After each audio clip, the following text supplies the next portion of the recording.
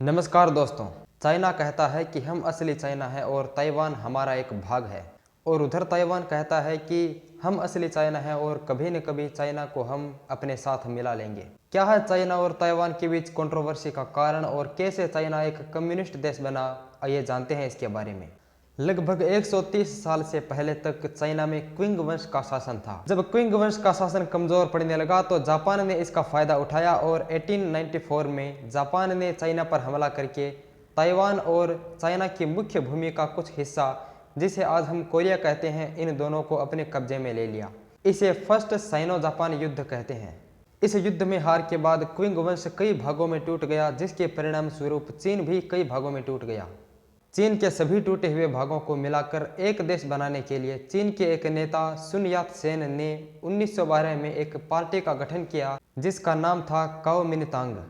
चीन के एकीकरण में सुन यात सेन कुछ हद तक सफल भी हुए थे, लेकिन 1925 में उनकी मृत्यु हो गई। सुन यात सेन की मृत्यु के बाद इनकी पार्टी के दो बड़े नेताओं की विचारधारा में मतभेद होने के कारण इनकी पार्टी दो भागों, नेशनलिस्ट और कम्युनिस्ट पार्टी में टूट गई। नेशनलिस्ट पार्टी के नेता थे चांग काई शेक और ये लोकतंत्र और उदारवाद में विश्वास रखते थे, और कम्युनिस्ट पार्टी के नेता थे माओ जेडोंग, जो तानाशाही विचारों के थे।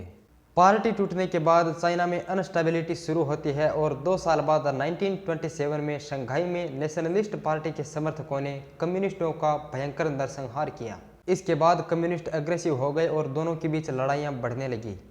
इन दोनों पार्टियों के बीच लड़ाई एक ऐसे गृह युद्ध का कारण बनी जो चाइना में अगले 23 साल तक चला। एक बार फिर जापान ने चाइना में चल रहे गृह युद्ध का फायदा उठाया और जापान ने 1931 में चाइना पर अचानक हमला करके चाइना के सबसे बड़े राज्य मंचूरिया पर कब्जा कर लिया और वहां पर ऐसी सरकार बिठा दी जो जापान के इशारे पर चलती थी। मंचूरिया पर हुए कब्जे ने नेशनलिस्ट और कम्युनिस्ट पार्टी दोनों को सोचने पर मजबूर कर दिया। फिर दोनों पार्टियों ने मिलकर 1937 में जापान के खिलाफ सेकेंड साइनो जापान युद्ध शुरू कर दिया। ये दोनों पार्टियां मिलकर भी जापान का मुकाबला नहीं कर सकी थी। यह युद्ध तब जाकर खत्म हुआ जब 1945 में अमेरिका ने जापान पर द्वितीय विश्व युद्ध के दौरान परमाणु बम गिराए। जापान पर एटॉमिक बम गिरने के बाद जापान बुरी तरह से ध्वस्त हो चुका था और जापान ने चाइना के जिन क्षेत्रों पर कब्जा किया था वे अब जापान के हाथ से निकल गए और चाइना के अधिकार में आ गए। इसके बाद चाइना की कम्युनिस्ट पार्टी ने एक चाल चली। 1945 में चाइना की कम्युनिस्ट पार्टी ने रूस की कम्युनिस्ट पार्टी का साथ लेकर नेशनलिस्ट पार्टी के समर्थकों पर 1948 तक भयंकर अत्याचार किया और चाइना के लगभग 95% एरिया पर अपना अधिकार जमा लिया। एक साल बाद 1949 में कम्युनिस्टों ने चाइना को एक कम्युनिस्ट देश घोषित कर दिया। अनवरत हो रहे अत्याचार की वजह से नेशनलिस्ट, जिनकी संख्या लगभग 20 लाख थी, वे सब चाइना छोड़कर फार्मूसा द्वीप पर आ गए, जिसे आज हम ताइवान कहते हैं। नेशनलिस्ट पार्टी के लोग सुन यात सेन के विचारों पर चलते थे और इसीलिए उन्होंने ताइवान का ऑफिशियल नाम रखा रिपब्लिक ऑफ चाइना, क्योंकि ताइवान वाले मानते हैं कि हम ही असली चाइना हैं। जिसे आज हम चाइना कहते हैं उसका ऑफिशियल नाम है पीपुल्स रिपब्लिक ऑफ चाइना, क्योंकि ये मानते हैं कि हम असली चाइना हैं और ताइवान हमारा एक भाग है।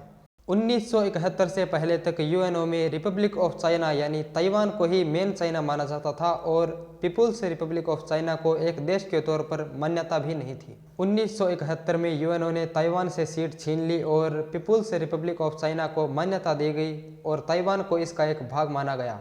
पीपुल्स रिपब्लिक ऑफ चाइना 1980 में वन चाइना पॉलिसी लेकर आया।